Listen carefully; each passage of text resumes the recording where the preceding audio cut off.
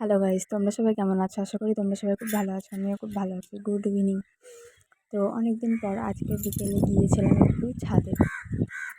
তো গিয়ে দেখলাম যে 3-4 দিন বৃষ্টির ফলে ছাদটার পুরো বেহাল অবস্থা, পুরো নোংরা একলা হয়ে পড়ে আছে। ছাদটা পরিষ্কার করা হয়নি অনেক কদিন। আর ছাদে গেলাম এই কারণেই, সবাই বলছিল নাকি আমাদের এখানে বন্যা হয়েছে, নদীতে জল বেড়েছে, মাঠ ডুবে গেছে। সেটা দেখার জন্য ছাদে গিয়েছিলাম। চলো আমিও দেখি আর তোমাদেরকেও দেখাই।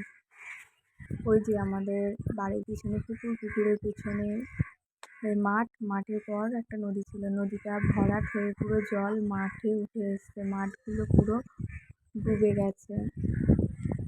সবাই বলছিল, আমি সাধারণত আমাদের ওইদিকে খুব একটা বন্যা টন্যা হয়ও না, বন্যার জল আমি দেখিও নি, প্রথম দেখলাম। আর এটা হচ্ছে আমাদের নিজস্ব বাড়ির পুকুর, আমাদের ঘরের পিছনে, তারপর আমাদের মাঠ, তারপর নদী। তো অনেক